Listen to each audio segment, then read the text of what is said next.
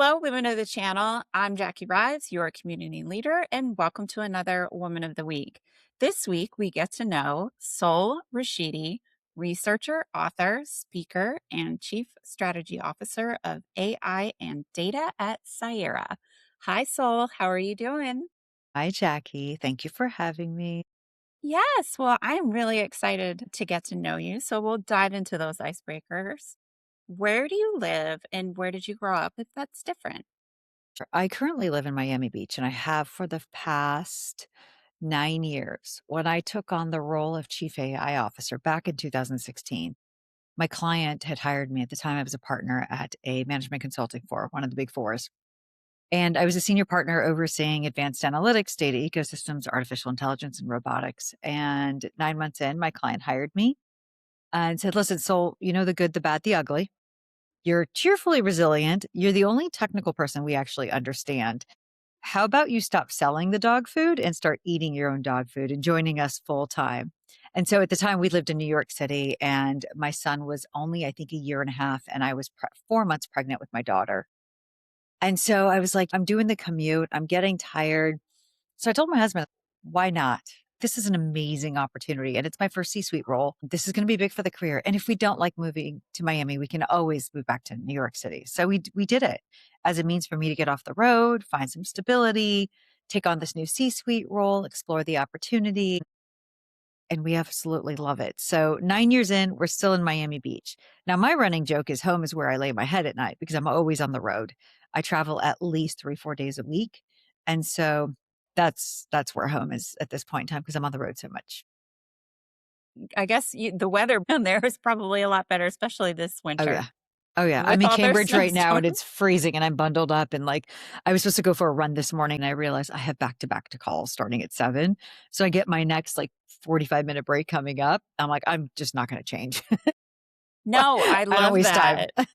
Yeah. Yeah, these conversations were meant to be laid back, relaxed, and really who you are. So I love that that got incorporated, whether Yeah. planned or not. Well, I think that's just everyone's day. Everyone is trying to fit in and manage work with life, with fitness. Like it's so yeah, this is the reality of it. Yeah. All right. So, what is a little known or perhaps a fun fact about you that you're willing to share? So before I got into the data space in the late 90s, early 2000s, I actually thought I was going to play professional rugby my entire life. So I played women's rugby and I thought I was going to play women's rugby forever and ever, ever. But unbeknownst to me, because when you're in your teens and then 20s, you think you're going to feel like this forever. But as you age, recovery just takes longer. And I was like, this is going to hurt. I think I need to get a real job. And so I had to get a real job. And my first offer was a data analyst slash engineer. And that's how I got into the data space. But the fun fact is, I played US women's rugby for a really long time, fell in love with it, and thought that was going to be my career, professional athlete. You are the first. Mhm. Mhm. That's so cool. Yeah. So I love seeing these different turns in what we think we're going to do versus what we do. My running joke is like sometimes I had to like volunteer to get tackled to prepare me for this career. That's a good one. I like it. All right. So, what is something that you learned that you wish you knew earlier in your career?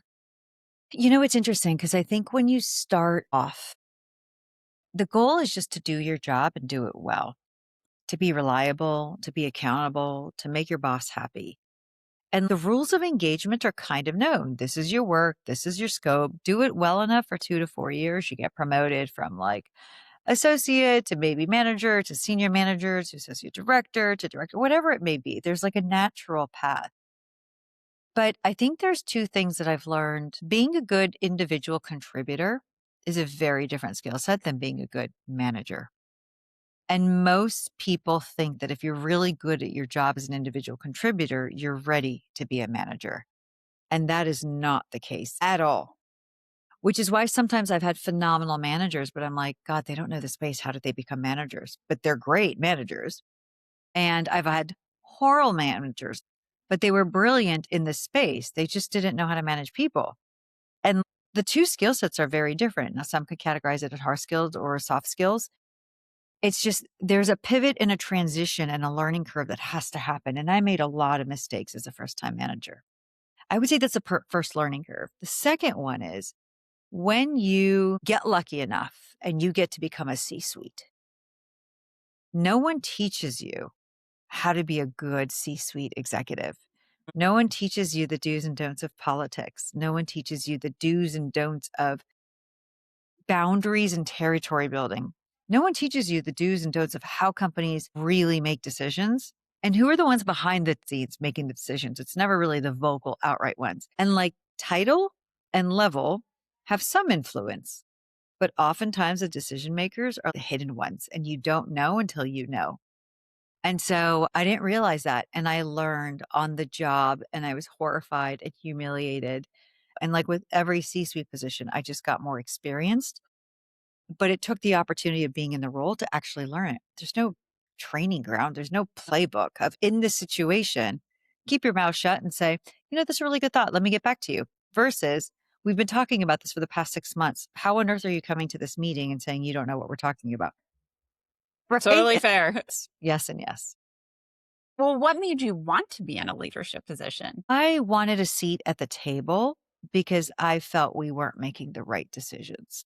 Uh, Earlier in my career, I thought decisions were being made based on short term impact, but not with the full picture.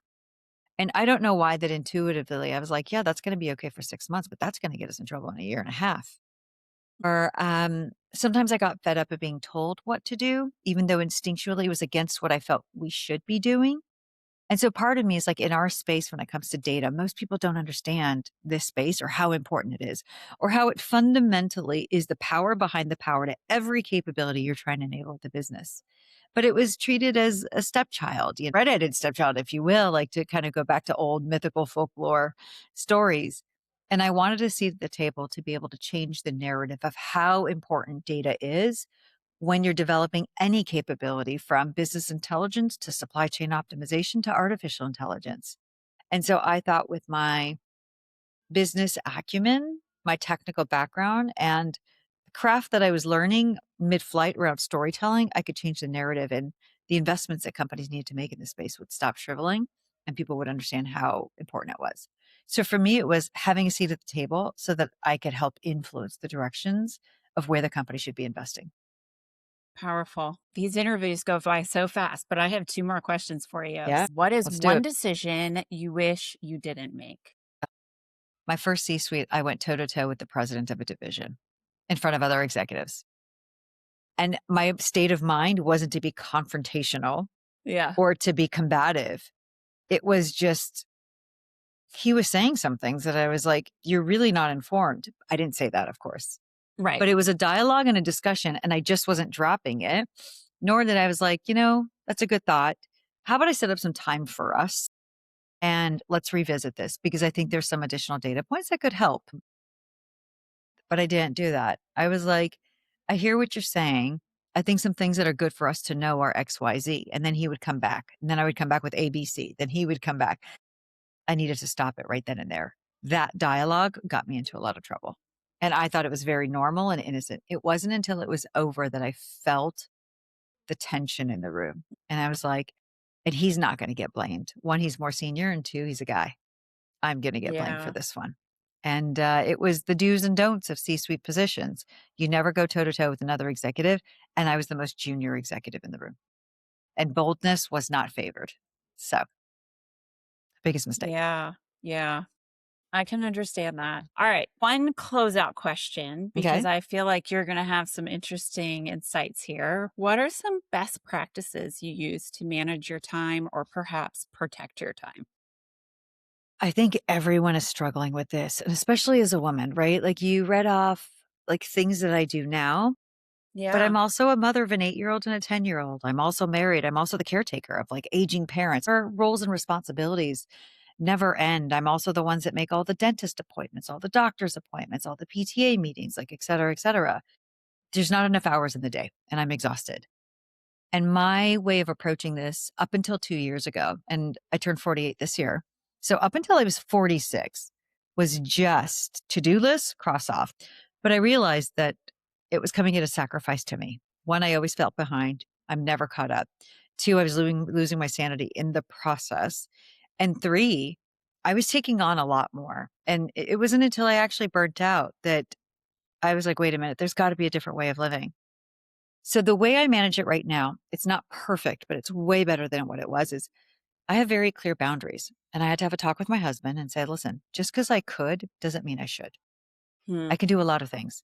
I need your help in X, Y, and Z. And I had to be very, very specific. Okay. So I offloaded that stuff. When it came to the kids, these are your responsibilities and these are your chores. If I have to repeat it, I'm just going to ding digital time. I'm not in the business of repeating 3, 4, 5, 6 times. I go to bed early. I'm in bed by 9 because I wake up at 4:47 to 5 a.m. every day because the first 2 hours are what sets the tone for the rest of the time. I wake up, brush my teeth, go make myself some tea, meditate, do whatever I need to. And then I sit in my corner, and whether it's writing in the journal, reading research papers, reading books, that quiet, still time where the world is not pinging me on Slack, text, WhatsApp, email, whatever it may be, is so precious to me. And I have to get the workout in. That's what Hmm. sets up the day. And if Yeah. anything gets in the middle of that, I have to say, no, sorry, I can't. And like sometimes I piss people off, but if I don't protect my time, people will always ask for more time. So the morning is my precious time and I just have to set up boundaries. I just learned how to do that. And it's crazy because it feels counterintuitive. You feel selfish, you feel guilty, but I'm not burnt out at 2:30, 3 p.m. and I don't rely on coffee to get me through the day. And I feel like I'm a lot more balanced in the things I do in life.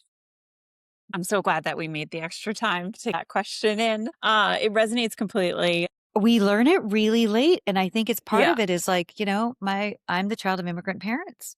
My mother was in survival mode the entire time in this country, and I saw how much she did, so I emulated that behavior.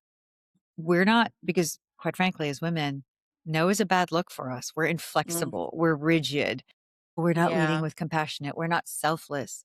We're not taught boundaries and agency and sovereignty and sanity. Best we can do is protect that peace and then teach our kids Yeah, to do better.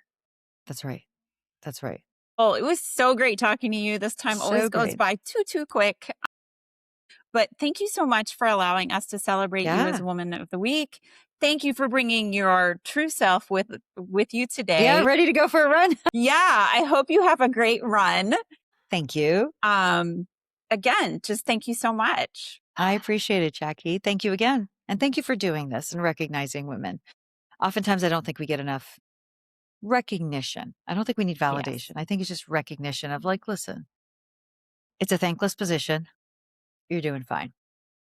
I love that. What a perfect way to end. All right, Thank you community again. members, please comment, share your insights. I'm sure Soul would love that too. And let's just celebrate her as our Woman of the Week. So until next time, have an amazing week.